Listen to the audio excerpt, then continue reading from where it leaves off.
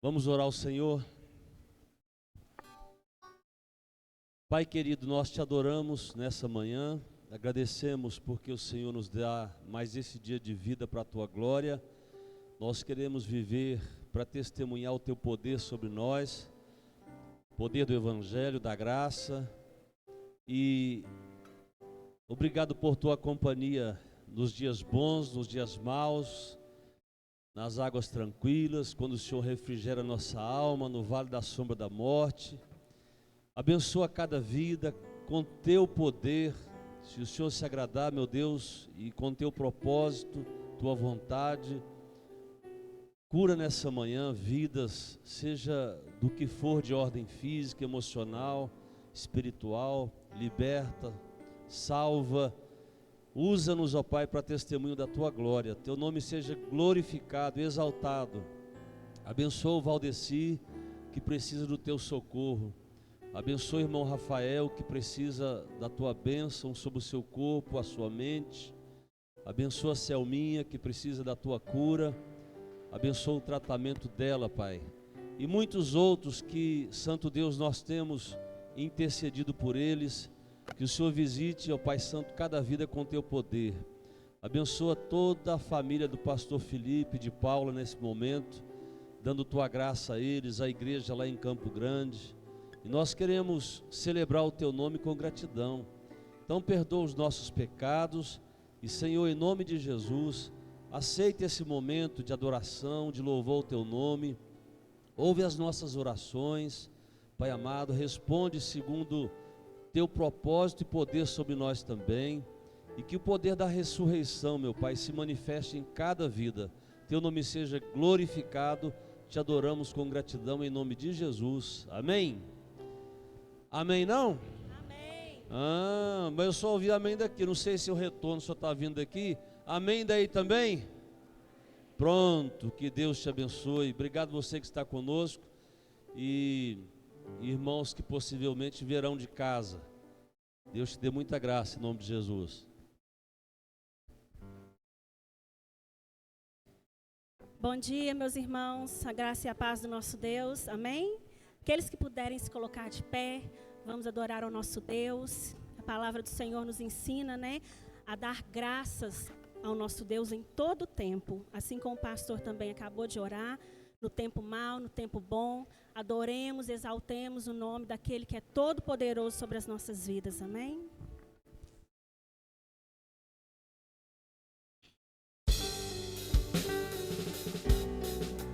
Te exaltamos, Senhor, neste tempo de celebração. Receba o nosso louvor, a nossa adoração. Nosso coração se alegra por este momento. Ele exaltado, o Rei exaltado nos céus, eu louvarei. Ele exaltado, para sempre exaltado, seu nome louvarei.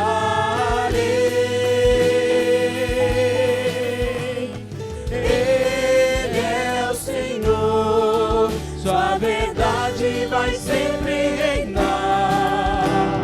Terra e céus glorificam seu santo nome. Ele é exaltado, o Rei exaltado nos céus. Ele é exaltado. Ele é exaltado, o Rei exaltado nos céus.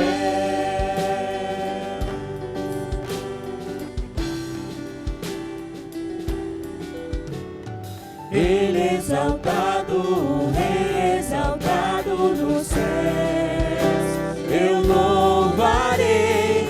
Ele é exaltado, para sempre exaltado, seu nome louvarei.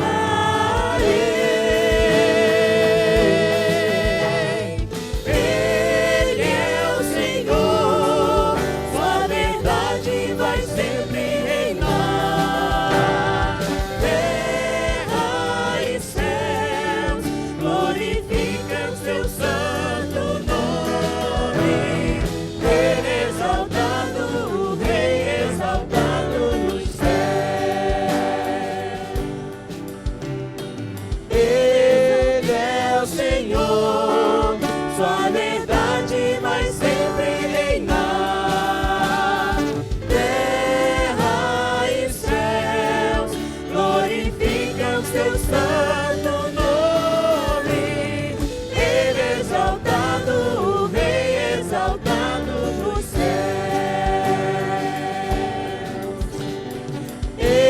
exaltado, o Rei exaltado nos céus. Ele exaltado, o Rei exaltado nos céus. Deus querido, nesta manhã nós te adoramos, exaltamos o teu nome, Deus, e queremos declarar que grande é o Senhor, Pai, pois até aqui o Senhor tem nos ajudado, Deus, o Senhor tem nos fortalecido, o Senhor tem nos sustentado. Grande é o teu nome, Pai, grande é o Senhor. Vamos adorar o nome do Senhor e declarar que grande é o Senhor. Toda honra e toda glória ao nosso Deus, porque Ele é o nosso sustento, Ele é o nosso socorro, o nosso abrigo, e nós adoramos ao Senhor, glorificamos o Teu nome. Grande é o Senhor, grande é o Senhor e muito digno de louvor. Na cidade do nosso Deus, seu santo monte, a alegria de toda a terra.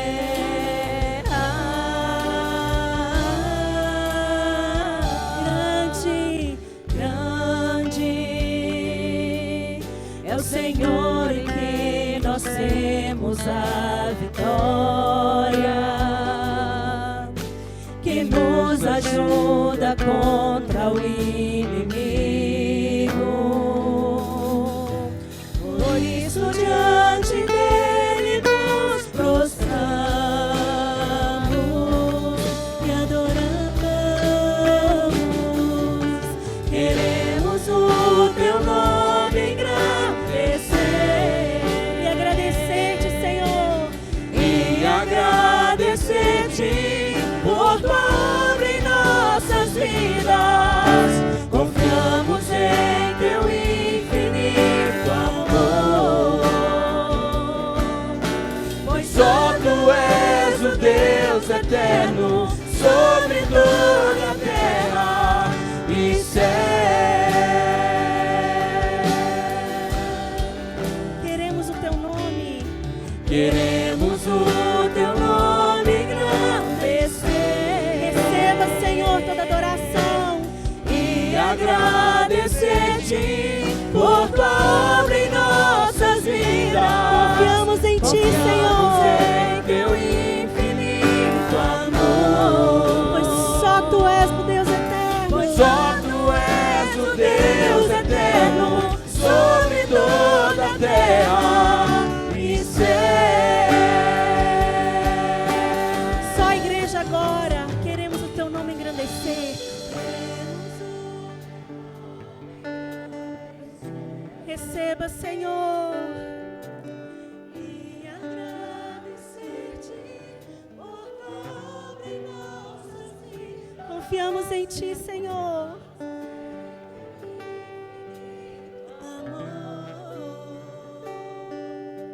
Pois só tu és o Deus eterno sobre toda a terra e céus.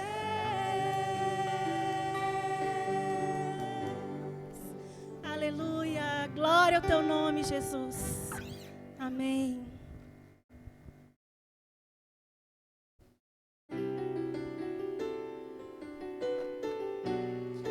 Consagramos, Deus, mais uma vez nessa manhã, o nosso lar, as nossas famílias, no teu altar de graça, Senhor.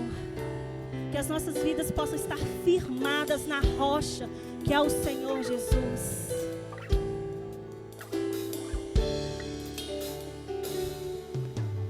Quero consagrar meu lar a ti, o nosso futuro para te servir, com toda a minha força e entendimento. Quero dedicar o meu lar a ti.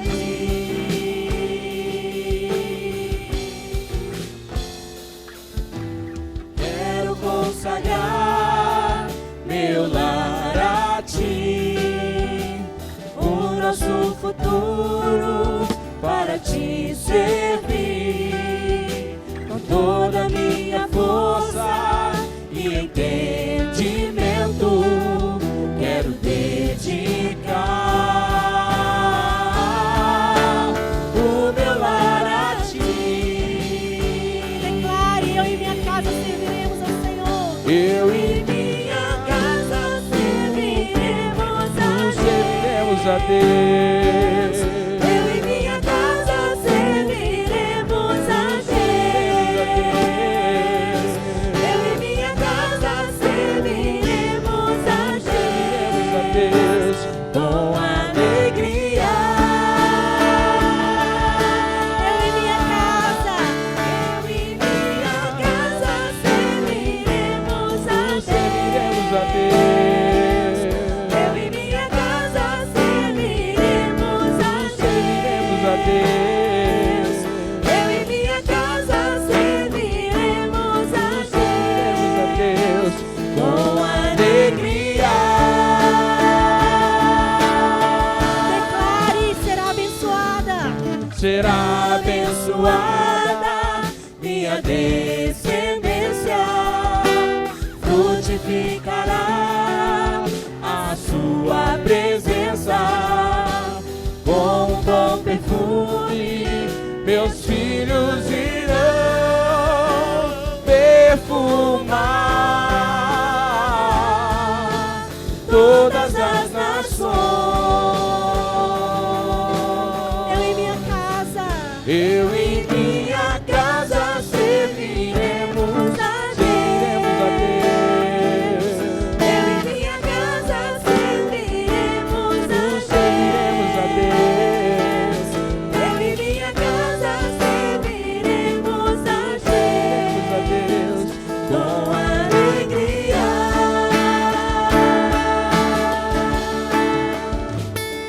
Nesse momento, na sua mente, no seu coração, lembra daquela pessoa que ainda precisa alcançar salvação do Senhor, seja na sua casa, na sua família, no seu trabalho.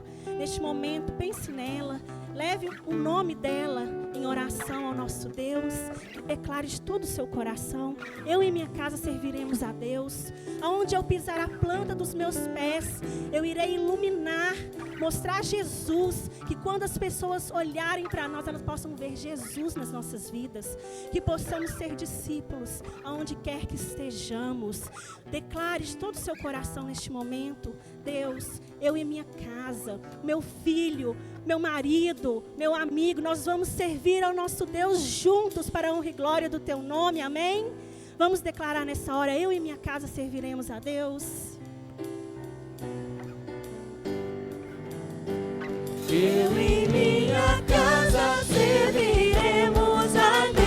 Pense agora de todo o seu coração. Eu e minha casa serviremos Deus, essa vida precisa ser alcançada pelo poder do Senhor.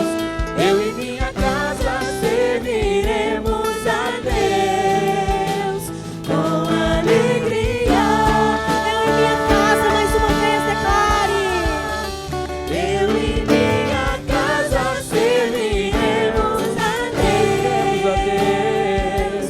Eu e minha casa serviremos a Deus. Eu e minha casa serviremos a Deus com alegria.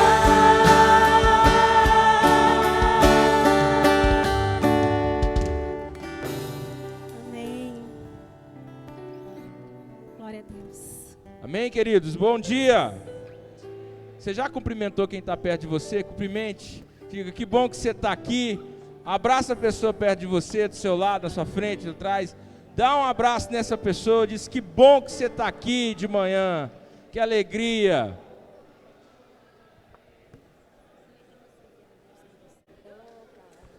Que bênção. Logo pela manhã estamos aqui celebrando ao Senhor. É uma alegria muito grande.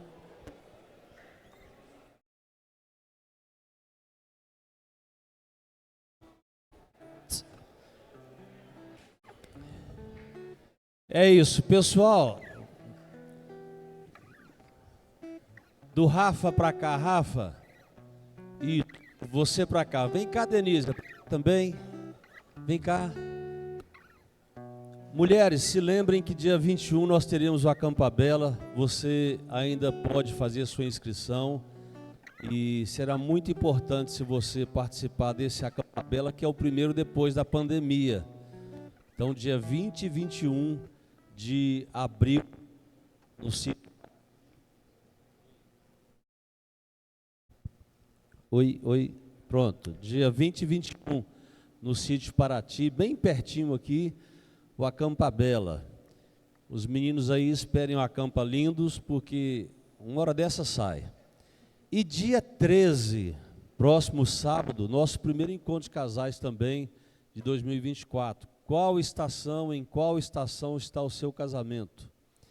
Então, maridos e esposas aí, se mobilizem para estar com a gente sábado que vem, ok? Orem também por Rosana aqui do Louvor, que está com dengue. Orem pela Maria, irmã do Oribes. Ela deu uma piorada lá no hospital, então, por favor, não deixe de interceder pela Maria, irmã do irmão Oribes, ok? Amém. Paulinelli, fica de pé, por gentileza, porque você vai ser o modelo hoje, olha. Vocês estão vendo o Paulinelli ali atrás, gente? Olha que camisa bonita que o Paulinelli está usando, olha. Que bacana. Você pode ter uma camisa dessa também. Olha só, gostei, viu, Paulinelli? À noite eu vou te chamar, você vem com ela de novo. Brincadeira. Mas lá atrás, após o culto, você pode procurar a irmã Simone, o Álvaro.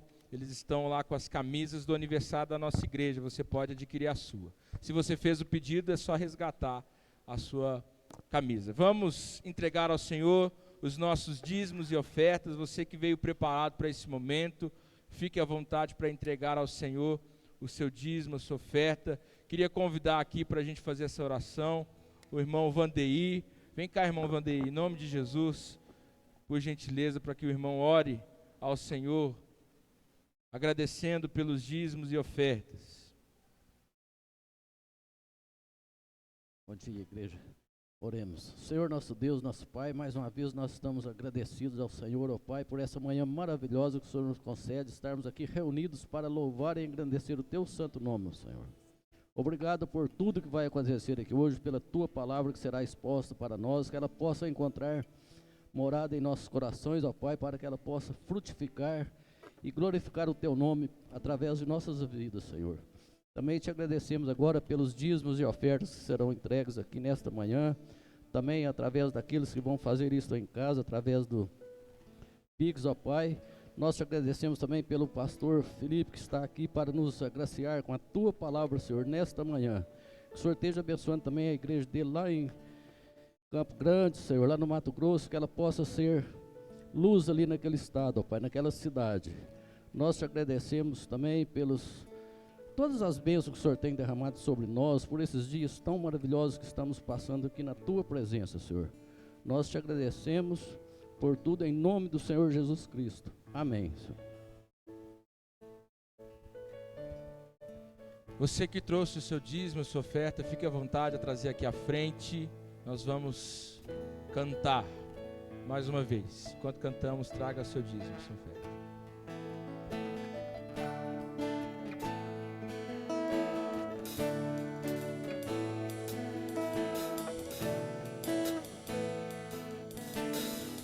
Confesso a Ti, Senhor, fraco eu sou, tão fraco eu sou, mas forte Tu és.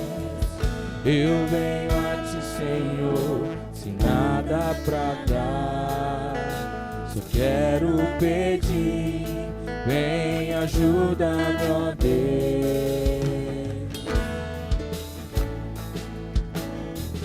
Confesso a Ti, Senhor, que fraco eu sou, tão fraco eu sou, mas forte Tu és.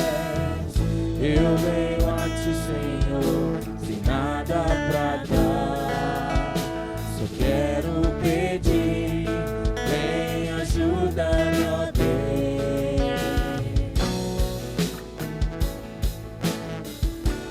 Coração quebrantado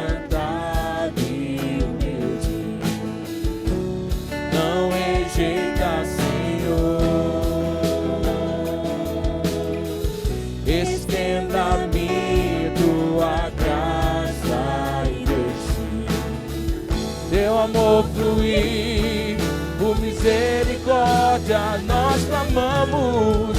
Faz chover perdão e graça sobre mim, perdão e graça, e lava-me, Senhor, pois hoje eu preciso do teu amor.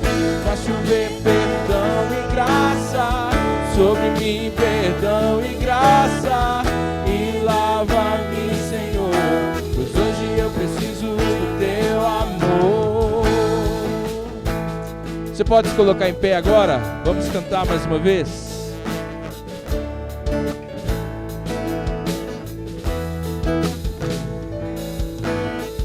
Confesso a ti, Senhor, que fraco eu sou, tão fraco eu sou, forte tu és. Eu venho a ti, Senhor, sem nada pra dar, só quero pedir, vem ajuda-me, ó Deus.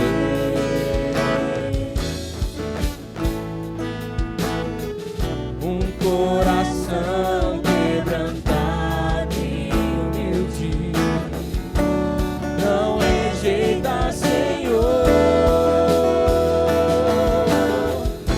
Estenda a mim tua graça e deixe teu amor fluir, por misericórdia nós clamamos. Faz chover perdão e graça sobre mim, perdão e graça, e lava-me, Senhor, pois hoje eu preciso do teu amor. Faz chover perdão e graça sobre mim, perdão e graça, e lava-me, Senhor, pois hoje eu preciso do teu amor.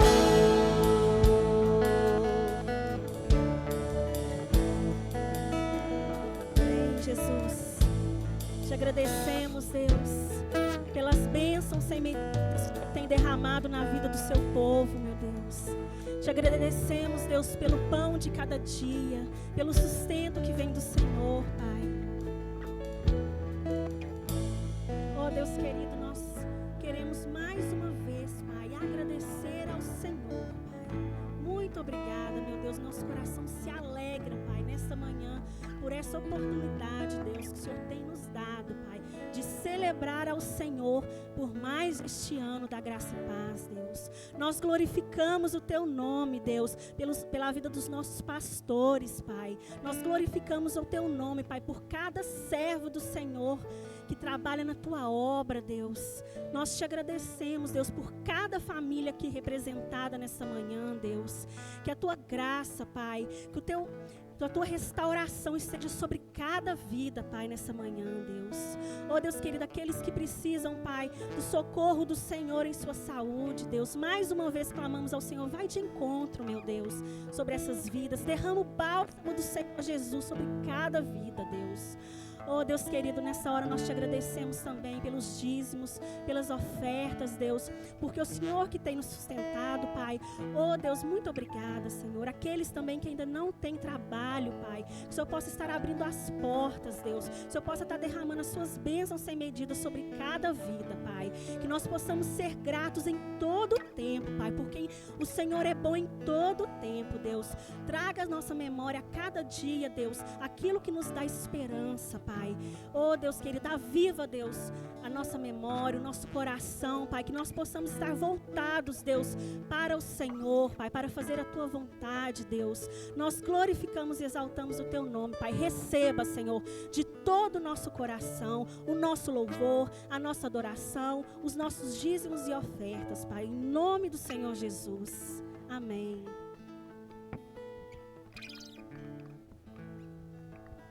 Pode se sentar, queridos. Ontem, pastor Mateus chamou alguém muito importante para nós, que foi o irmão Edilson, porque Deus a gente não compara com nada, né, gente? Claro. Mas, nesse mundo aqui, se há uma igreja que nós devemos muito ou quase tudo, é a primeira igreja. Eu, particularmente, porque fui enviado para o seminário através da primeira igreja.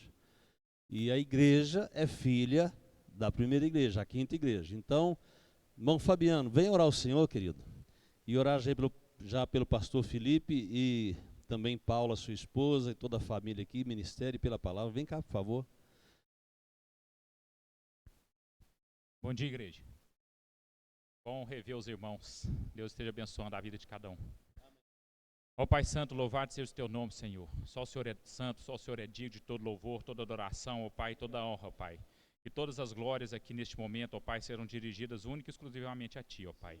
Este culto, este momento já foi preparado no Teu coração anteriormente, ó Pai, e está acontecendo apenas para o Teu louvor. Pai, quero colocar agora em Tuas mãos a vida do pastor Felipe, Senhor. Esteja trazendo a ele, ó Pai, tudo aquilo que foi preparado, tudo aquilo que veio no coração dele e que Teu Espírito preparou para ele nesse momento, Senhor.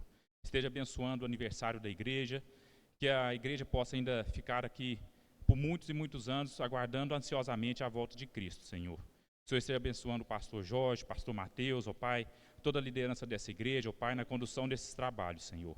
Abençoa, ó Pai, a mensagem que receberemos aqui agora, ó Pai, e que mais uma vez eu peço, que esse culto é unicamente para Ti, ó Pai. Receba, ó Pai, de todo o coração. É a oração que fazemos no nome santo de Jesus. Amém. Amém. Pastor Felipe, por favor, querido. Ontem, quando eu encontrei a primeira vez, eu disse a ele com Paulo assim, e eu só ouvia falar, né? Mas agora meus olhos contemplam. É uma frase conhecida de Jó. E fiquei feliz demais, porque assim, quem tem paixão e só fala de discipulado, é fácil a gente ouvir, querer estar junto, querer ficar.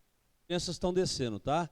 Eu estou vendo lá um movimento ali, as crianças vão descer para os facilitadores cuidar das crianças lá embaixo. Está tudo preparado para as crianças lá.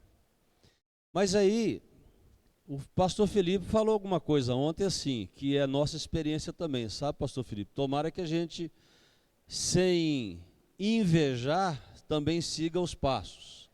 Que é, quando terminou a pandemia, nós não conseguimos de jeito, maneira alguma, voltar com a escola bíblica dominical conforme é o jeitão, né, de sempre. Eu falei, Deus, e qual é a solução do Senhor? Ele falou, de sempre também, discipulado. E aí, louvado seja Deus, nós estamos no primeiro ano de discipulado, aqui e nas casas. Então, a maioria do pessoal que está aqui já é também da escola de discípulos, e a gente está vendo num crescente sem forçação, porque não dá para forçar discípulo, né?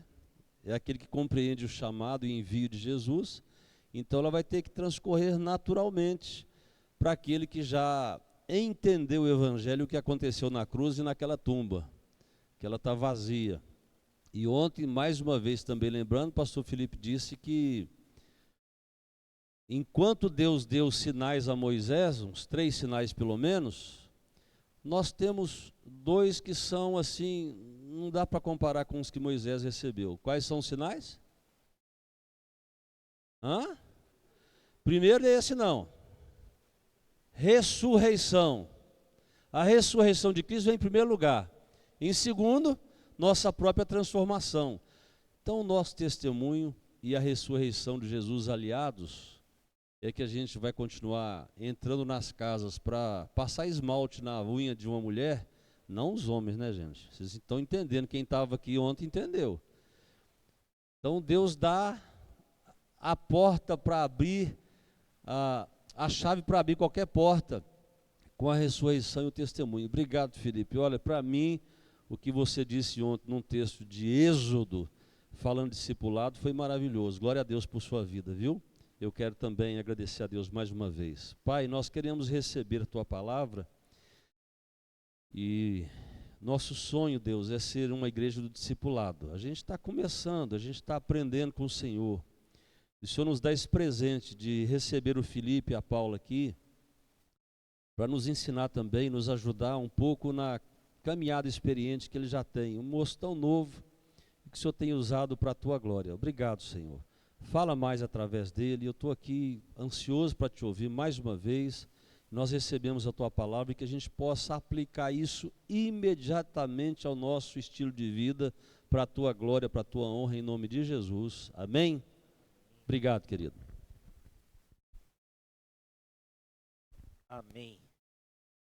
Graça, misericórdia e paz do nosso Senhor Jesus. Amém. Bom dia. Para quem mora no Mato Grosso do Sul, onde nós chegamos perto de 40 graus todo dia, no ano todo, lá a única diferença do inverno para o verão lá é que no inverno faz 39. Mas acordar com esse tempo tão fresquinho, com pãozinho de queijo no hotel, não tem nada melhor não, gente. Não tem nada melhor. Coisa boa. Ontem eu já falei um pouco sobre quem nós somos como Escola do Discípulo, lá na igreja, na primeira igreja batista em Campo Grande. Nós temos nos dedicado a ensinar a Bíblia. Nós somos apaixonados.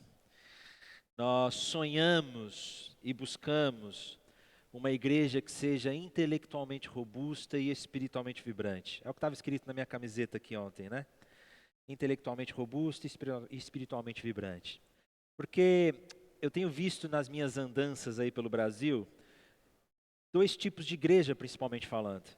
Nós temos aquelas comunidades que são muito vibrantes, apaixonadas por Deus, cultos vibrantes, isso é lindo. Mas por outro lado, não possuem intelectualidade, não conhecem a palavra profundamente e são levadas por qualquer vento de doutrina. Por outro lado, existem comunidades que são muito intelectuais, conhecem muito a Bíblia, sabem muito de teologia, conhecem muito de teologia pública, mas não tem mais lágrima. Não vibram mais, não choram mais. E nós cremos nas duas coisas.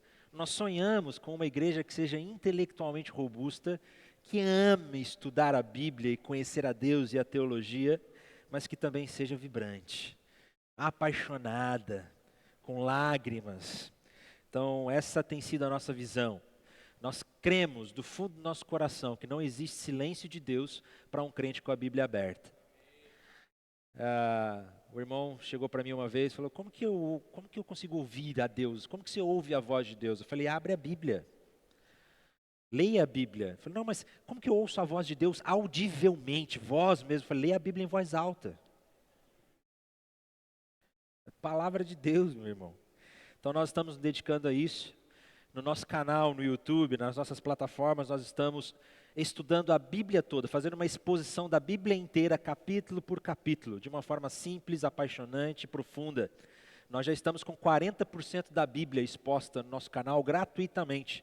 Se você entrar lá no nosso canal no YouTube, você vai poder estudar capítulo por capítulo da Bíblia, qualquer texto bíblico. Nosso sonho é ter a Bíblia toda, para qualquer pessoa da língua portuguesa chegando, como que eu consigo entender esse texto de Jó capítulo 2? Jó capítulo 2, vai ter lá um estudo de Jó capítulo 2. Nós já temos Gênesis, Êxodo, Josué, 1 Samuel, 2 Samuel, Eclesiastes, Mateus, Marcos, Filipenses, Romanos, Gálatas, Efésios, Colossenses. Nós já temos assim vários livros da Bíblia. Escola do Discípulo, só digitar no YouTube, Escola do Discípulo, está tudo lá. Inclusive o texto de hoje também está lá. Abra sua Bíblia em Êxodo, capítulo 25. Nós vamos ler vários textos bíblicos desse capítulo 25, 26. Então, também vai estar, deu certo os slides aí? Quem que é lá na nossa igreja, quem fica, geralmente, tem várias pessoas, é uma escala, né? Qual que é o nome da pessoa que está no data show lá? Você está aí? Com a iPadzinho aí? Caraca, que legal, hein? Olha só. Ó, você vai ser obrigado a prestar atenção no meu sermão, tá? Porque eu não vou usar passador de slide não, aí você vai passando. Muito bem. Deixe sua Bíblia aberta aí. Você é mais do estilo aventureiro ou caseiro? O que você gosta? Você gosta de ficar em casa ou você gosta de uma aventura? Fazer uma trilha, subir uma montanha, tomar banho de cachoeira, passar um final de semana acampando? Você é do estilo pescando? Você é do estilo mais aventureiro ou lá no Mato Grosso do Sul a galera vai muito pescar lá nos rios, umas piraputanga enorme. Então, você é mais do estilo aventureiro ou caseiro? Eu sou do estilo um pouco aventureiro, eu gosto de uma boa aventura. Eu gosto de trilha, eu gosto de subir montanha, gosto de acampamento, gosto de tomar banho de cachoeira, eu gosto de uma boa aventura. Mas mesmo quando a gente sai de casa para uma aventura, pelo menos na minha opinião pessoal, não tem nada melhor do que voltar para casa. Estar em casa é muito bom, chegar em casa, né? Como é bom estar em casa, é muito ruim estar longe de casa quando tem algum problema. No final do ano passado, minha esposa e eu tiramos uns dias de férias, fizemos uma viagem que nós sonhávamos em fazer, mas nos 2 últimos dias de viagem, nós estávamos pegando um frio de -3 graus, então nos 2 últimos dias da viagem, minha esposa começou a ficar doente, passar mal, e é ruim, né, ficar doente assim, então nós não víamos a hora de chegar em casa. Quando a gente chegou em casa, como é bom estar em casa. Na verdade, todos nós gostamos ou desejamos um lar, um verdadeiro lar. Na verdade, até mesmo aquelas pessoas que são aventureiras, alguns estudiosos vão dizer que no fundo elas também desejam uma espécie de pertencimento. Elas desejam encontrar um verdadeiro lar que elas não conseguem encontrar em casa, né? Todos nós estamos em busca de um lar, de um lugar onde a gente encontre pertencimento, significado, alegria, propósito. Todas as pessoas em todos os lugares possuem um anseio por um lar. Esse anseio por um lar reflete a nossa história humana. A humanidade sofre de uma profunda sensação de que eu estou deslocalizado, de que eu não estou no meu verdadeiro lar. Você até pode ter uma boa casa, você pode morar numa mansão, mas no fundo do seu coração você ainda tem um desejo de que você ainda não está em casa. Não sei se vocês estão entendendo o que eu estou falando. Eu ainda não estou no meu verdadeiro lar. O C.S. Lewis, autor de Crônicas de Nárnia, né, um grande pensador cristão, ele refletiu sobre isso e ele falou, olha, nós temos desejos que parece que nada nesse mundo é capaz de satisfazer, né? Não nos traz plenitude. E ele diz que se eu encontro em mim desejos que nada nesse mundo pode satisfazer, a única explicação mais provável é que eu fui feito para outro mundo. É que na verdade eu estou fora de casa. O grande problema, meus irmãos, que nós sentimos esse desejo por um verdadeiro lar, é que nós realmente estamos longe de casa. Nós estamos fora de casa. Porque quando nós abrimos a Bíblia e começamos a ler a nossa história, nós descobrimos que nós já tivemos um lar. Nós já tivemos um verdadeiro lar, só que nós perdemos esse lar. E desde então que nós perdemos esse lar, nós estamos vivendo uma eterna sensação de deslocamento. Parece que eu não estou em casa, que eu não estou num lar verdadeiro. Isso começou lá em Gênesis, no capítulo 3. Quando Adão e Eva pecaram e nós nos rebelamos contra Deus, e esse foi o pecado original, a nossa rebeldia contra Deus, a serpente disse que se você comer desse fruto, você será como Deus. Esse desejo de ser Deus de nós mesmos, esse desejo de autonomia, de dizer que eu não preciso do Senhor, nós nos rebelamos contra o Senhor e desde então nós fomos expulsos de casa. Gênesis capítulo 3, no versículo 23, diz que por isso o Senhor Deus lançou, prestar atenção no sermão, porque esse texto aí está no teu texto aí, não tem? Gênesis capítulo 3, 23. Por isso o Senhor, os deuses lançou fora do jardim do Éden para cultivar a terra no qual havia sido tomado. E depois de lançar fora o homem, Deus colocou querubins, preste atenção, querubins a leste do jardim, lembrem-se disso. Lembre-se dos querubins a leste do jardim, do Éden, e uma espada flamejante que se movia em todas as direções para guardar o caminho da árvore da vida. A nossa realidade é que nós estamos distantes de Deus por causa do nosso pecado.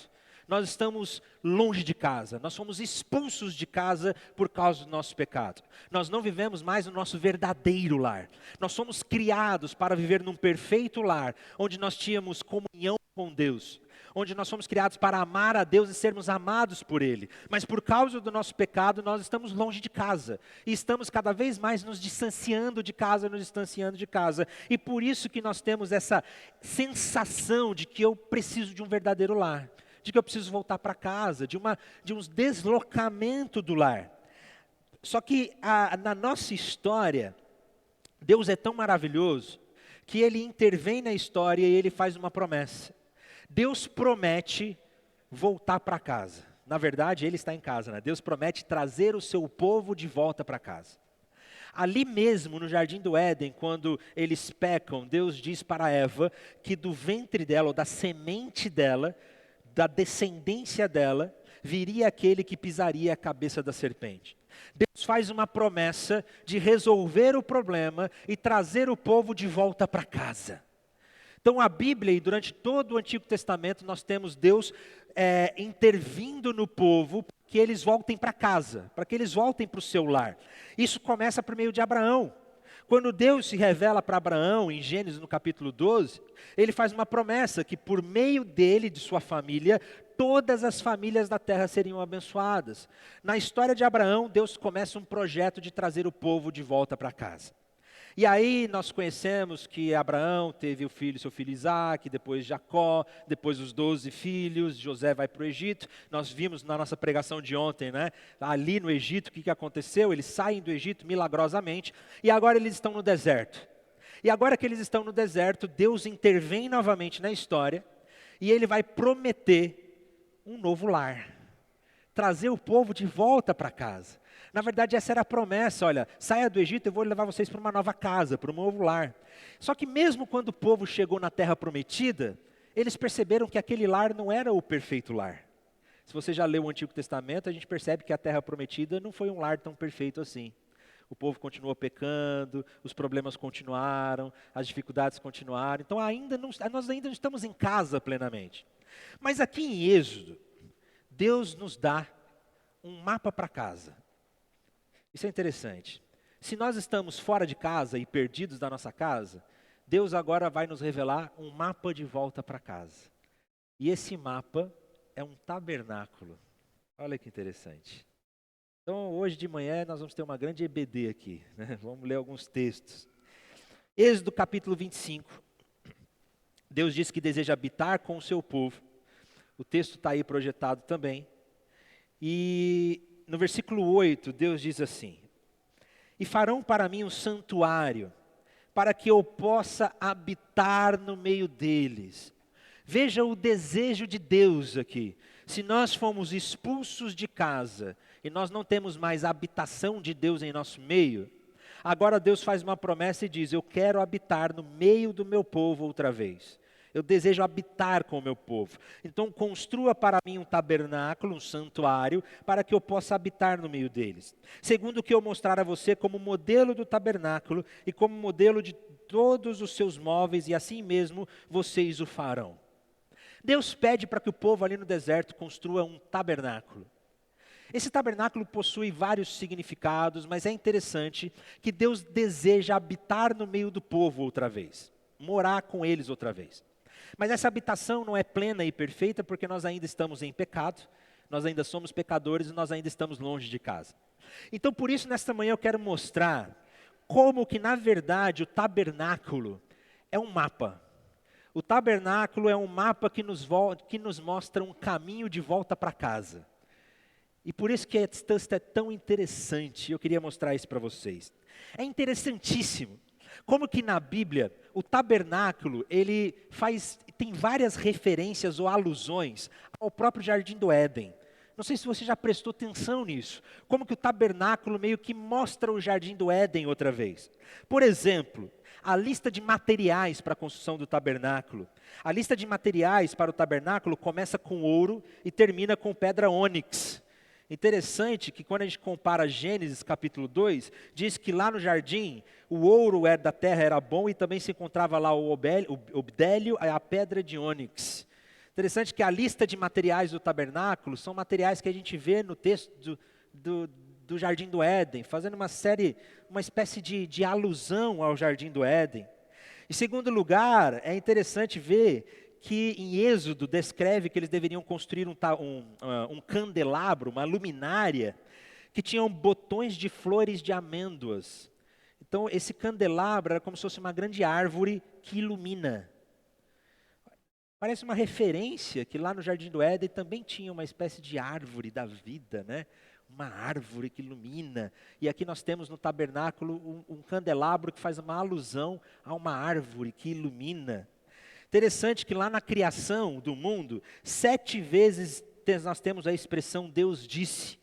Aqui no tabernáculo, nós temos Deus dizendo também 7 vezes, dizendo a Moisés, 7 expressões. Mas não só isso, a própria Bíblia nos mostra que antes da queda, o John Walton fala sobre isso, que é um dos maiores especialistas que a gente tem hoje no Antigo Testamento. Ele nos mostra como que o Jardim do Éden nos é apresentado como um grande templo, como um grande tabernáculo, né? Uma espécie de templo onde Adão era como um sacerdote que tinha a responsabilidade de cultivar e guardar e cuidar daquele templo. O Jardim do Éden é como um grande santuário, essa é a ideia que o texto nos traz. E isso nos mostra na própria Bíblia, que lá em Ezequiel, no capítulo 28, no versículo 13, o monte do Senhor, onde o templo estava construído, depois do tabernáculo, né, veio o templo, o monte do Senhor onde o templo estava construído é comparado com o Jardim do Éden. Então, a própria Bíblia faz essas alusões de que parece que o tabernáculo faz alusão ao Jardim do Éden. Isso é muito interessante. Deus manda fazer uma tenda para habitar junto com o seu povo, e esse tabernáculo no meio do deserto, ele remete ao Jardim do Éden. Só que ele não é o Jardim do Éden, a gente sabe disso, né? A gente sabe que o tabernáculo não é o Jardim do Éden, ele tem alusões ao Jardim do Éden. Por isso que eu digo que o tabernáculo é uma espécie de mapa. É um mapa para casa. Deus, na verdade, estava apontando para o futuro, de como seria o nosso verdadeiro lar. O tabernáculo é uma espécie de mapa que mostra como será o nosso verdadeiro lar. Como é um lar com Deus. Como é um lar onde Deus habita plenamente. E como é esse verdadeiro lar? O lar do qual nós perdemos, mas Deus agora está nos dando um mapa de volta para casa. Como é esse lar? Aí é interessante que Deus vai pedir para que Moisés construa utensílios para esse tabernáculo. E esses utensílios nos apontam, nos mostra para como será o nosso verdadeiro lar. Um verdadeiro lar onde Deus habita. E em primeiro lugar, o nosso lar, o lar onde vivemos, onde Deus vive, é um lar onde nós vivemos debaixo do governo de Deus. É um lar onde nós vivemos debaixo do governo de Deus. Interessante que o primeiro utensílio que Deus pede para construir é uma caixa, uma arca. Olha o que o texto diz, versículo 10. Também farão uma arca de madeira de acácia de 1,10 m de comprimento, 66 centímetros de largura e 66 centímetros de altura. Revista a arca de ouro puro, coloque esse revestimento por dentro e por fora e põe um remate de ouro ao redor da arca. Mande fundir 4 argolas de ouro, fixas no 4 cantos da arca, 2 argolas de um lado dela e 2 argolas do outro lado. Faça também cabos grossos de madeira de acácia e revista-se com ouro.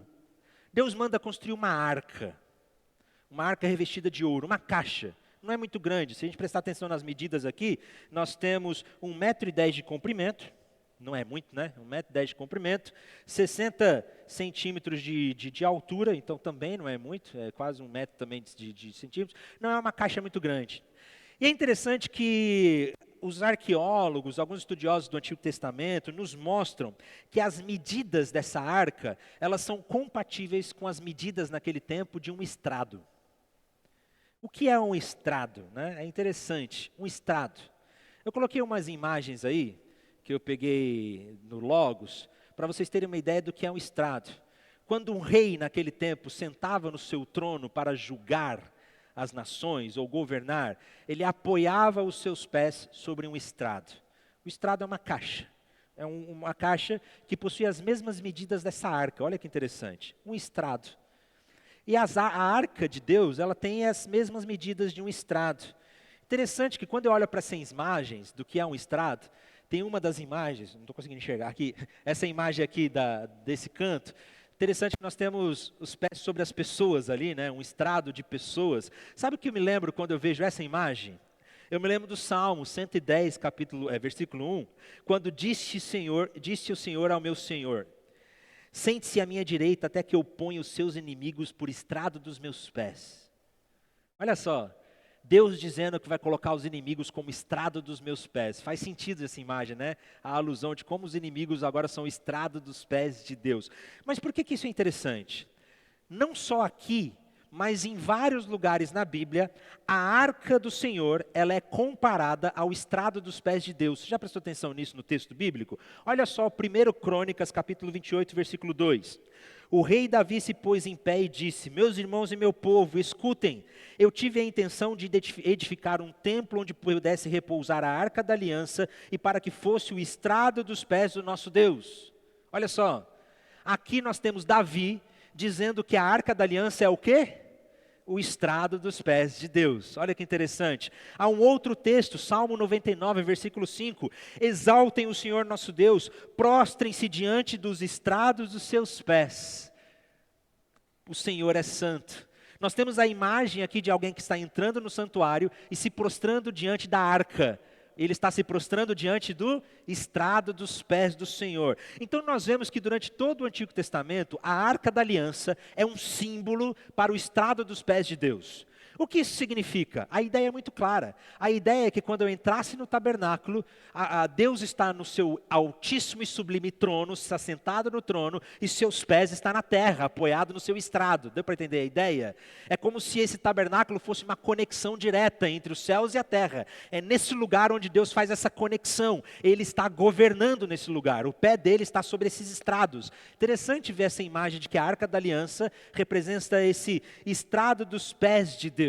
É nesse lugar onde Deus falará com o povo. Ele fala, olha, você fará na arca do testemunho que eu lhe darei, porque é nessa arca onde o Senhor fala com o seu povo. É uma conexão direta entre os céus e a terra. A ideia é que na casa de Deus, ou seja, no nosso verdadeiro lar, Deus governa. Deus é Senhor, Ele é rei, Ele é dono, Ele governa, Ele é Senhor de tudo. Não é um lugar onde geralmente a gente pode fazer o que quiser, mas o Senhor governa totalmente. E é interessante que Deus manda fazer para essa arca uma tampa. Só que não é uma tampa qualquer. A palavra ali não é tampa, isso que é interessante. Deus poderia ter falado, faça uma tampa para essa arca, só que não é tampa. O texto diz assim no versículo 17 do capítulo 25. Faça também o propiciatório de ouro puro, de 1,10 m de comprimento e 66 centímetros de largura. Faça um propiciatório, essa era a tampa, propiciatório. Em hebraico, kaporet. O que é kaporet? Em hebraico, kaporet. Kaporet significa literalmente, a raiz da palavra, A raiz da palavra significa literalmente pacificar, reconciliar. Ou é também entendido como misericórdia, tampa da expiação. É interessante que Deus não manda construir uma tampa. Deus manda construir um lugar de misericórdia. Olha que símbolo interessante. Construa para a arca a tampa da reconciliação, a tampa da misericórdia, a tampa da propiciação. E o texto deixa claro que é justamente nessa tampa, olha o simbolismo, É nessa tampa onde os nossos pecados são propiciados. Por que? Isso é muito interessante. Por que deve ser feita essa tampa? Um pouco antes no texto, nós vemos que Deus manda colocar dentro dessa arca, quando você lê o texto diz que Deus manda colocar dentro da arca, dentro dessa caixa, as 2 cópias das leis. As 2 cópias das leis, que era para ser colocada dentro da arca da aliança. Essas leis, que eram os 10 mandamentos que Deus revelou a Moisés, deveriam ser colocados dentro da arca da aliança. Essas leis mostram que Deus governa com justiça. Deus realmente governa com justiça, não tem saída. Se nós somos pecadores, nós somos pecadores. Mas o que é que cobre essa lei que está dentro da arca? A tampa da misericórdia. A tampa da reconciliação cobre essa lei que está dentro da arca. Esse simbolismo da arca da aliança é muito claro. O nosso lar, o nosso verdadeiro lar, é um lugar onde Deus governa. Ele governa com justiça, mas Ele governa com misericórdia. Ele governa com amor. Ele governa de forma reconciliatória. É interessante que o John Walton fala sobre isso, que no mundo antigo era muito comum, quando um rei fazia um acordo com uma nação que foi dominada, e ele fazia um acordo do seguinte sentido: vocês vão ser leais a mim e eu ofereço proteção a vocês. Essa era a ideia, Eu vou oferecer proteção a vocês, vocês serão leais a mim. Então eles firmavam um acordo, uma espécie de contrato, um acordo, e eram feitas 2 cópias desse acordo. E geralmente cada cópia era colocada no templo dos deuses correspondentes de cada nação. Uma cópia ficaria no templo da nação dominada, outra cópia ficaria no templo da nação do dominador. Só que Israel não tem rei. Deus não é um rei dominador. Israel não tem um rei. Deus é o próprio rei de Israel. 2 cópias são feitas, só que as 2 cópias são colocadas juntas no mesmo santuário. Isso é interessante, a ideia que eu trago aqui. Mas a ideia é de que o próprio povo de Israel estava se submetendo a esse Deus, dizendo: o Senhor é o nosso rei, o Senhor é o nosso Deus, e o Senhor governa com justiça e com misericórdia. Então, em primeiro lugar, o nosso lar é um lar onde Deus governa. Governa com justiça e misericórdia. Mas o segundo objeto que é construído é uma mesa. E nós vemos que o nosso lar é um lugar onde nós comemos com Deus. Versículo 23 diz o seguinte: faça também uma mesa de madeira de acácia, terá um comprimento de 88 centímetros de largura, e a largura de 44 e a altura de 66. Faça um revestimento de ouro puro, ponha um remate de ouro ao redor. Faça também uma borda ao redor da largura de 4 dedos e ponha um remate de ouro ao redor da borda. Deus manda construir uma mesa para colocar no santuário. Interessante que todas as casas que nós vamos têm uma mesa, né? Tem uma mesa na sua casa, sim ou não? O que é que acontece nessa mesa na sua casa? Alimento, refeição, né? Comida. Não só aqui, mas em toda a Bíblia, refeição, mesa, é um símbolo de comunhão e comunidade. Comunhão, não há nada, não existe símbolo maior de comunhão no mundo do que comer. Comida. Comida é o maior símbolo de comunhão que a gente conhece, meus irmãos. Quando você vai visitar alguém na casa, quando você quer receber uma pessoa na sua casa, porque você quer ter tempo de qualidade com essa pessoa, geralmente o que é que a gente faz? A gente come. A gente senta em volta da mesa para comer. Não só aqui, mas durante toda a Bíblia, durante todo o Antigo Testamento, mesa sempre foi um símbolo de comunidade, de comunhão, de relacionamento. E quando Deus pede para Moisés construir uma mesa e colocar no santuário, e nessa mesa deveria ter constantemente sempre pães, eram para ter 12 pães ali, que toda semana era substituído, e sempre deveria ter pão fresco na mesa do Senhor. Essa mesa do tabernáculo não é porque Deus tem fome, gente. E não é porque Deus iria comer essa mesa. A mesa, ela possui um símbolo de que na casa de Deus é lugar de comunhão. A casa de Deus é um lugar onde as pessoas são recebidas para comer. E comer no sentido de ter intimidade, comunidade, comunhão. Esses pães não era porque Deus estava com fome. Tanto é que tem uma história famosa de que Davi entrou no tabernáculo, pediu permissão e comeu daqueles pães. Lembram disso? Deus não ficou irado com Davi. Porque a ideia é justamente, na minha casa tem pão. Na casa, no nosso verdadeiro lar, tem comunidade. No nosso verdadeiro lar tem restauração, tem intimidade. O nosso lar é um lugar onde nós podemos comer com o Senhor e Ele nos convida para estar com Ele. O nosso verdadeiro lar, portanto, é um lugar onde Deus reina.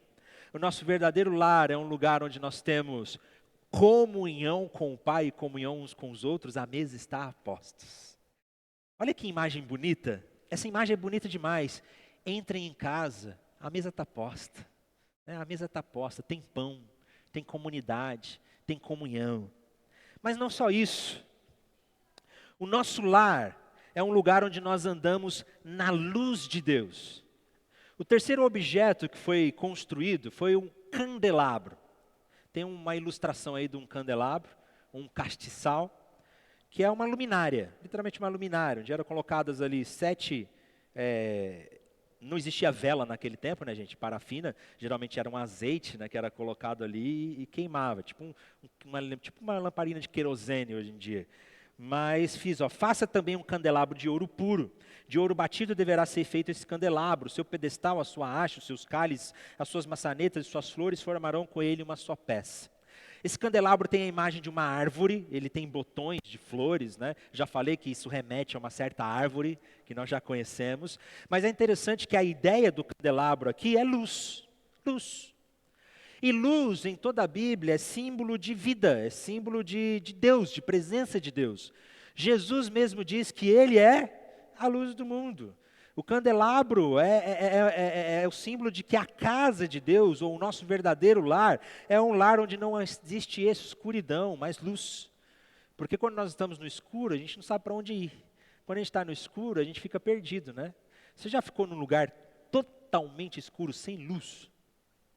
Eu lembro que meu pai fazia uma brincadeira com a gente, quando a gente era criança, que a gente estava andando na escuridão, assim, na estrada, e não tinha nada, ele meio que encostava o carro, assim, no lugar, e apagava os faróis. E ficava aquela escuridão, que a gente não vê nada, nada. Mas onde existe luz, a gente consegue enxergar, saber para onde a gente vai. E o nosso lar, o nosso verdadeiro lar é um lugar onde existe luz, é um lugar aberto para a misericórdia, é um lugar onde existe comunhão, onde Deus reina. Mas o que é que significa esse tabernáculo? Esse tabernáculo, na verdade, é um mapa, como eu falei. Uma placa, um mapa. Um mapa não é o destino final, sim ou não? Quando você pega um mapa, você já está no lugar? Não. Um mapa nos aponta um destino. O mapa nos aponta o caminho para casa. O tabernáculo é uma espécie de mapa. Deus deu para o povo um mapa de volta para casa. Nós pegamos esse mapa e a gente vê para onde que ele aponta. Para onde que esse mapa está apontando? Para que direção que ele vai?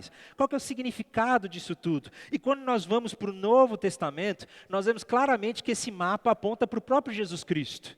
Jesus é o Rei do universo que reina eternamente com misericórdia, a tal ponto de ter morrido na cruz em amor por nós. Jesus é o verdadeiro pão da vida que nos oferece comunhão, como ele mesmo diz que ele é o pão da vida. Jesus é a luz do mundo, como ele mesmo declarou, eu sou a luz do mundo. Então, todos esses utensílios, de certa forma, apontam para Jesus. Esse mapa nos aponta para Jesus, e Jesus é o caminho para casa, é o caminho para o lar. Só que é interessante que quando a gente pega esse mapa e tenta voltar para casa, a gente vai descobrir que esse caminho está bloqueado. Quem já brincou de caça ao tesouro aí com mapa? Ou quem já seguiu um mapa? Hoje a gente usa muito na GPS, mapa. Então, quem já colocou no Waze lá um destino? Isso já aconteceu muito comigo. Aconteceu essa semana. Essa semana a gente estava indo para o shopping, né, amor? A gente estava indo para o shopping, eu coloquei lá o Waze, o caminho para ir. Aí estou indo para o shopping, geralmente o caminho bloqueado. Está lá fechada a estrada, né?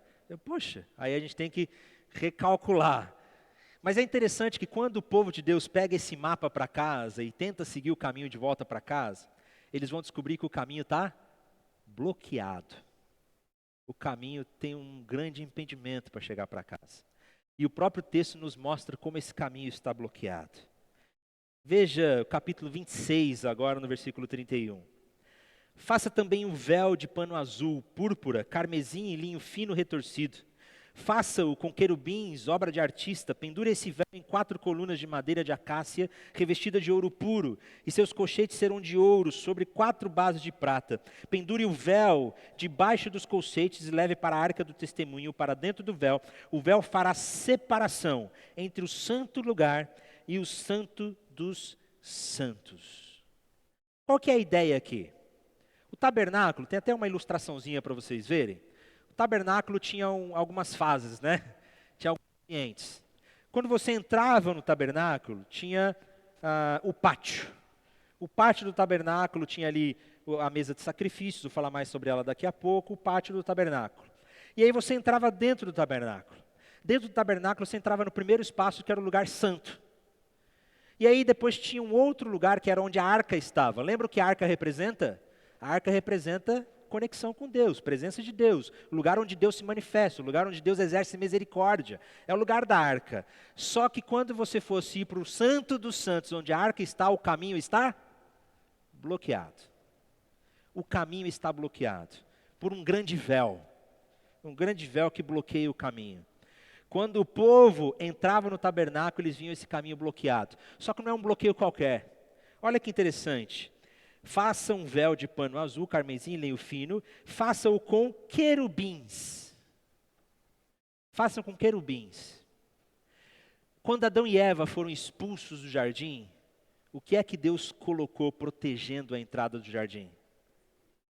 Querubins. A ideia aqui não poderia ser mais clara. O caminho ainda está fechado. Quando o povo tenta voltar para casa, eles dão de cara com aquele querubim bordado naquela cortina, dizendo, a porta para o Éden ainda está fechada. O caminho está bloqueado. Não tem como entrar. Não tem como voltar para casa. Quando o povo entrava ali naquele tabernáculo, eles olhavam, o caminho para casa está bloqueado. Como é que a gente vai para casa agora? Qual é a solução que Deus dá? Deus dá um mapa para o povo em que o caminho está bloqueado. O querubim ainda está lá, protegendo o Santo dos Santos. Mas por que está sendo protegido? Gente, o caminho está bloqueado, não é porque Deus precisa de proteção, não. Mas é que nós é que precisamos dessa proteção. A verdade é que Deus é santo. E a santidade de Deus, ela é radioativa. Sabe um lugar radioativo? Quem lembra do acidente nuclear lá de Chernobyl? Que o lugar ficou completamente radioativo. Se você entra naquele lugar e se você ficar muito tempo nessa radiação, você vai morrer. Você vai morrer. A radiação nos contamina, não tem como. E meus irmãos, a santidade de Deus é radioativa. Se Deus é santo e eu não, e eu sou pecador, e eu entro na presença dele, eu estou lascado. A santidade de Deus é radioativa, Deus é santo, Deus é justo. E se Ele é santo e justo e eu sou pecador, eu mereço a morte, mereço o inferno. Você já viu as pessoas dizendo às vezes, porque não sei o quê, porque Deus é santo. Já viu alguém falando assim? Deus é santo, Ele vai olhar pela minha causa, Deus é santo. Ou melhor, Deus é justo. Porque você vai ver o que vai acontecer, Deus é justo. Às vezes minha vontade é perguntar para a pessoa assim, vem cá, isso não te traz desespero, não? Porque se Deus é justo e eu não, porque eu não sou, eu estou lascado. Se Deus é justo e eu não sou, existe um grande problema. Por isso que o caminho está bloqueado. O caminho não está protegendo Deus, não. O caminho está protegendo a gente mesmo, de ser morto. O caminho está bloqueado. Mas qual é a solução que Deus oferece para que o povo volte para casa? Qual é a solução que Deus oferece para abrir o caminho? Para abrir o caminho para o lugar onde Deus está. Onde Ele realmente está no lar. Deus oferece aqui uma solução provisória. Uma solução litúrgica e didática, mas que não é definitiva. E a solução que Deus oferece é um sacrifício. Capítulo 27, versículo 1. Faça também o altar de madeira de acácia. Seu comprimento será de 2,20 metros de largura e a largura será de 2,20 metros. O altar será quadrado, a altura será de 1,30 metro. A solução que Deus apresenta é um altar. E o que é esse altar? O altar era um lugar onde animais deveriam ser mortos e sacrificados. O sacrifício deveria ser oferecido. Quando esse animal fosse oferecido como sacrifício, a mensagem é clara. A ideia é de que qualquer israelita que entrasse no pátio do tabernáculo, você entra no pátio do tabernáculo, a primeira coisa que você vê é um altar. E esse altar mostra que quando a gente entra no pátio do Senhor, o que a gente merece é morte. O que a gente merece é sangue. Essa é a ideia do sacrifício. O que a gente merece é sangue. E aí Deus pede para que animais fossem sacrificados como uma oferta de perdão. E aí, uma vez por ano, no dia de Yom Kippur, inclusive alguns hebraístas vão dizer que a palavra kaporet, que é a tampa da arca, tem origem nesse dia Yom Kippur, né? Yom Kippur, kaporet. No dia de Yom Kippur, o sumo sacerdote ofereceria um sacrifício de animal, de cordeiro. Esse cordeiro morreria para, de certa forma, pagar a nossa dívida de sangue, porque se nós pecamos, nós merecemos sangue, nós merecemos morrer. O sumo sacerdote, então, pegava aquele sangue, passava acho que na ponta das orelhas, aqui, passava, e ele ia lá com o sangue do cordeiro. Olha a analogia. E com o sangue do cordeiro, o sumo sacerdote podia atravessar aquela cortina e entrar no Santo dos Santos. O sangue do cordeiro dava acesso ao Santo dos Santos, uma vez por ano, para que todo o pecado do povo fosse propiciado naquela tampa da propiciação. Que aí o sangue era aspergido naquela tampa da propiciação. Não sei se vocês estão entendendo a analogia. Que por meio do sangue do cordeiro, o sumo sacerdote tinha acesso ao Santo dos Santos, que era sacrificado. Isso era um sinal. E assim foi por milhares de anos, por centenas de anos. Muitos e milhares de cordeiros foram mortos naquele dia. Naquele dia não, durante os anos. Para que o caminho para casa pudesse estar de certa forma aberto, esperançoso. Mas aí, quando nós chegamos no Novo Testamento, nós vemos João dizendo que o Verbo se fez carne e habitou entre nós. E aí, quando Jesus Cristo morreu naquela cruz, e quando ele apareceu, João mesmo diz, eis o Cordeiro de Deus que tira o pecado do mundo, e o texto diz que quando Jesus morreu naquela cruz, estava sendo pregado naquela cruz, Jesus clamando em alta voz, entregou o seu Espírito, e eis que o véu do santuário se rasgou em duas partes, de alto a baixo, a terra tremeu e as rochas se partiram. Quando Jesus morreu naquela cruz, o véu foi retirado, o caminho está desbloqueado, nós podemos voltar para casa, nós podemos voltar para o Éden, por meio do sacrifício de Cristo Jesus.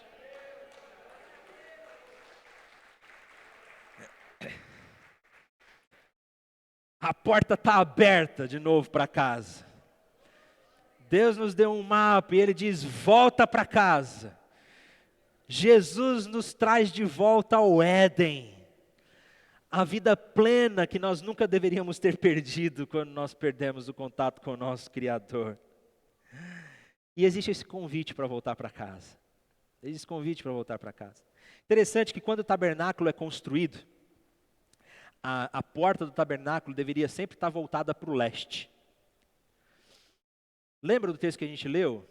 Que Adão e Eva saíram para o leste e foram se afastando cada vez mais para o leste.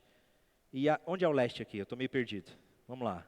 Vocês que são daqui de Divinópolis. O leste está para lá. Está lá o leste. Então a ideia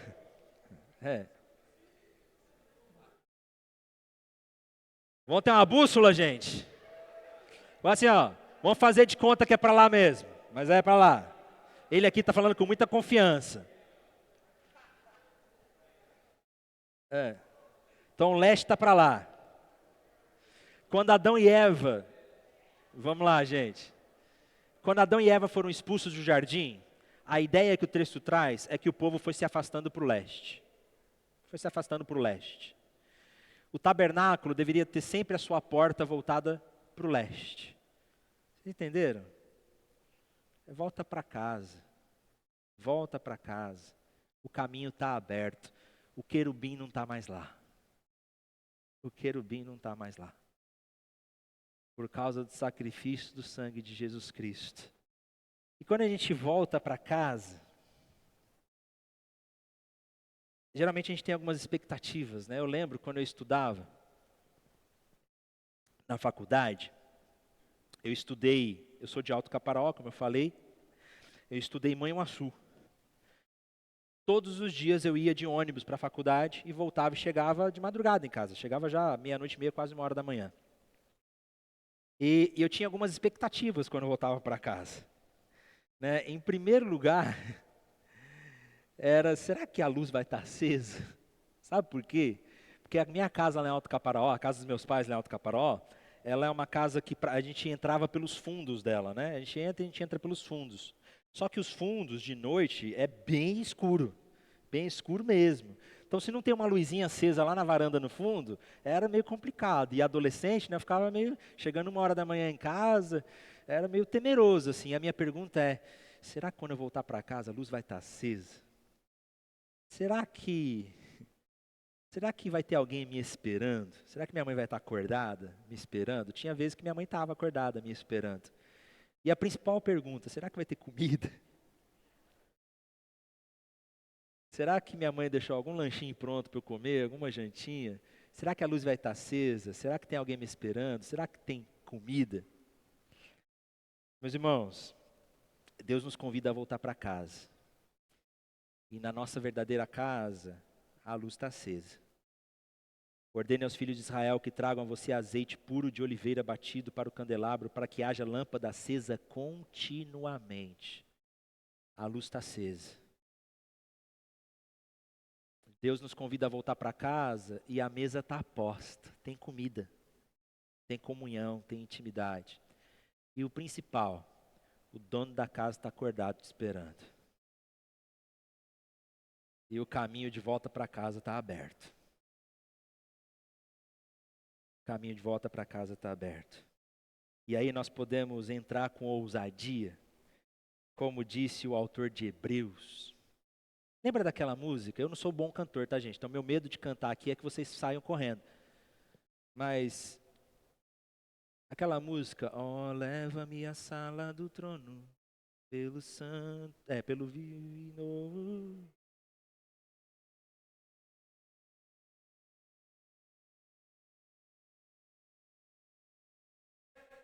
E sumo sacerdote,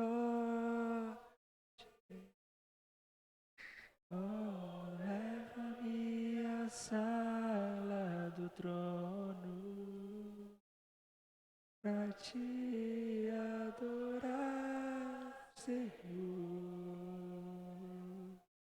Oh, leva-me à sala do trono,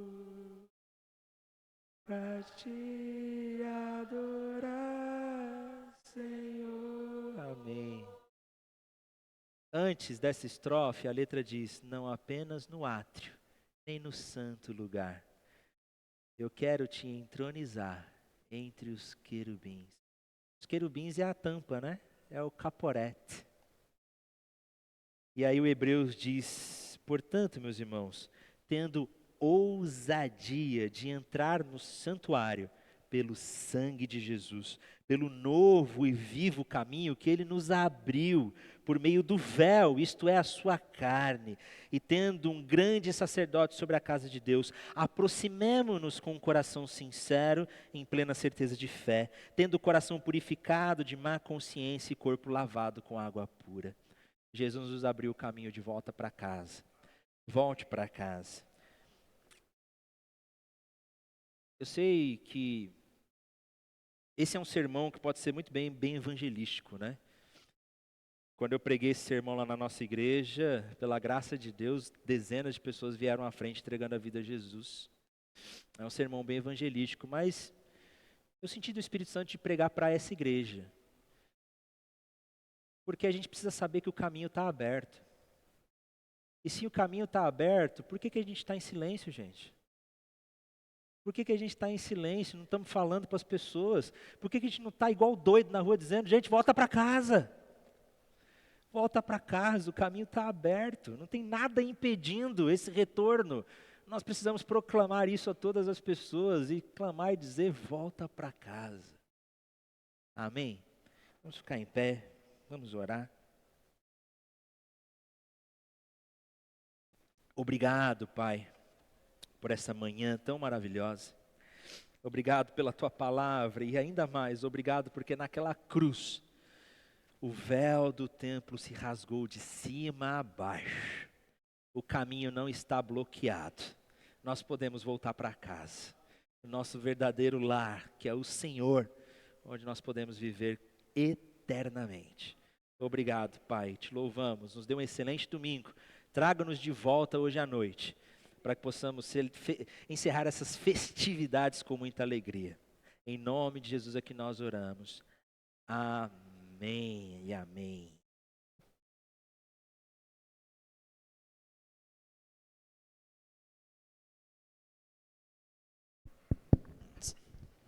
Volta para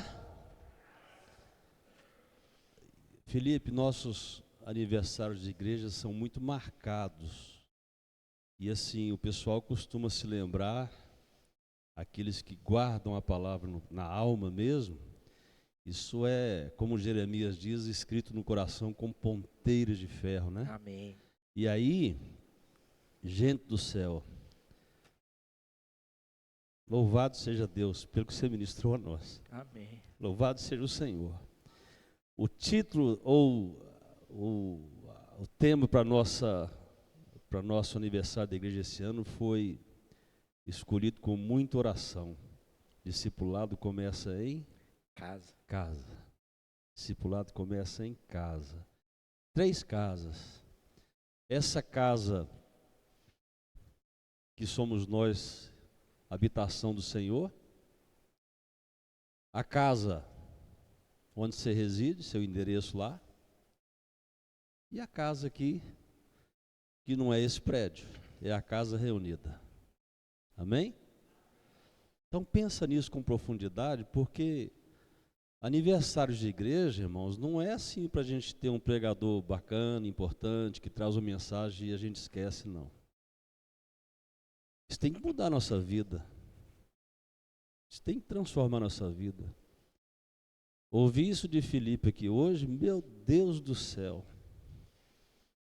Deus sempre usou muitas pessoas nesse púlpito, e mais uma vez Ele escolheu agora o Filipe, e eu fico pensando, Filipe, assim, para cada um de nós, quanto mais adentra e mergulha nessa profundidade toda que você trouxe para a gente, para a glória de Deus, é insuportável andar no raso de agora em diante.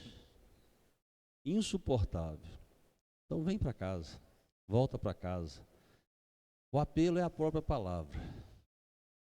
Vem cá, Paula, que a gente quer ouvir sua voz. Ora por nós. Nós já ouvimos demais, Filipe. Ora por nós, pelo amor de Deus. Amém. Bom dia, igreja. Vamos orar. Senhor, nós te agradecemos. Amém. Porque mesmo imerecidamente o Senhor derramou a sua graça e a sua misericórdia sobre as nossas vidas, abrindo o caminho de volta para casa. Pai, que os nossos corações estejam verdadeiramente acesos para receber essa palavra, Pai, para receber a nossa volta para casa. Que nós não nos prostremos, Pai, diante das dificuldades dos dias, das doenças e de tudo aquilo que esse mundo caído nos faz viver, mas que os nossos corações estejam voltados para essa verdade. O sacrifício de Jesus na cruz, que nos permitiu voltar para casa. Este não é o nosso lar. Este não é o mundo em que nós habitaremos, Pai, mas nós viveremos em comunhão contigo no nosso lar. Nós aguardamos ansiosos por esse dia e nos traga, Senhor, a ousadia de levar essa verdade a cada pessoa que não conhece ao Senhor. Desperta no nosso coração a necessidade de ir mais fundo e de trazer ainda mais pessoas para o Senhor, para que a sua volta se aproxime e mais vidas possam ser reestabelecidas na tua verdade. Nós te louvamos e te agradecemos por esse culto maravilhoso e que o Senhor continue a falar conosco, continue a falar com a tua igreja, em nome do Senhor Jesus. Amém. Amém. Pastor Jeremias Pereira teve aqui há 10 anos, Olha só. e aí ele falou com a gente que um desses pastores do interior, que já compravam na época fita cassete, depois saíram os DVDs com as mensagens dele, e perguntou ele assim: pastor Jeremias, eu posso pregar esse sermão que o senhor trouxe para a gente? Ele falou: claro, irmão, usa aí à vontade. E ele falou: mas eu posso dar uma melhoradinha? Paula fez isso agora sem querer e deu uma caprichada, porque eu falei assim, ó, 3 casas, né? Ela falou da 4ª, que é o céu, amém? Amém. Glória a Deus. Queridos, à noite, 19 horas, não 19h30. Traz gente da sua família, traz gente da sua casa, em nome de Jesus. Vamos terminar glorificando o nosso Deus. Pastor Mateus, preparou alguma coisa aí? Não? Então vem, vamos cantar a Sala do Trono. Pronto.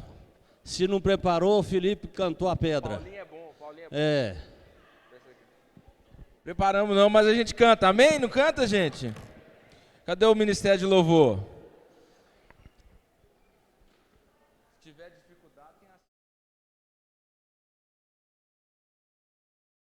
tem a cifra dela aí, qualquer coisa.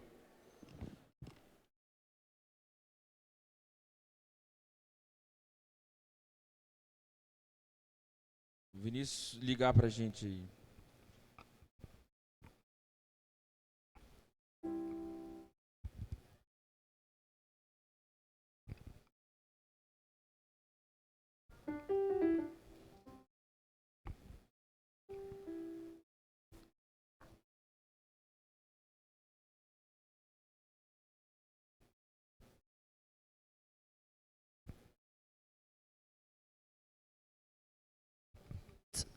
Enquanto eles estão arrumando aqui, me deu vontade de falar isso.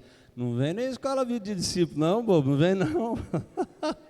Vem não para você ver o que você perde.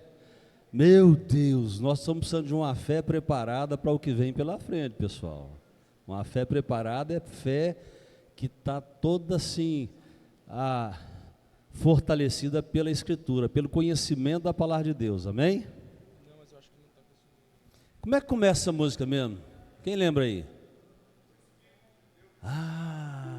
Me dá um dó aí. O Espírito de Deus está aqui, operando em nossos corações, trazendo sua vida e poder, ministrando sua graça e amor. Os feridos de alma são curados, os cativos e oprimidos livres são.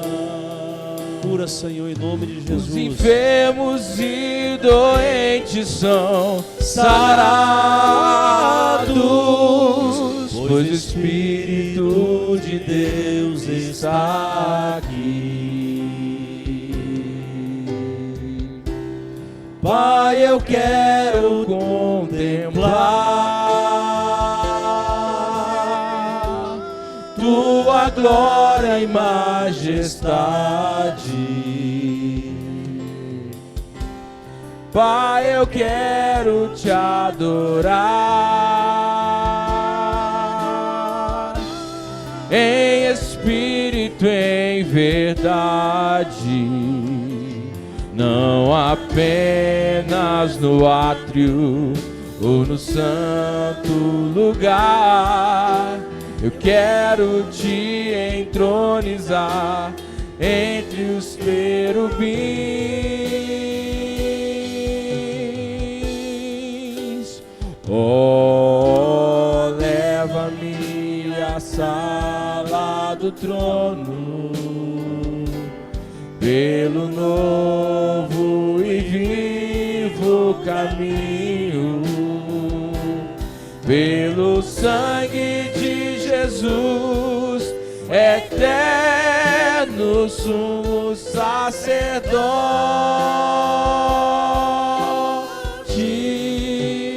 Oh, leva-me à sala do trono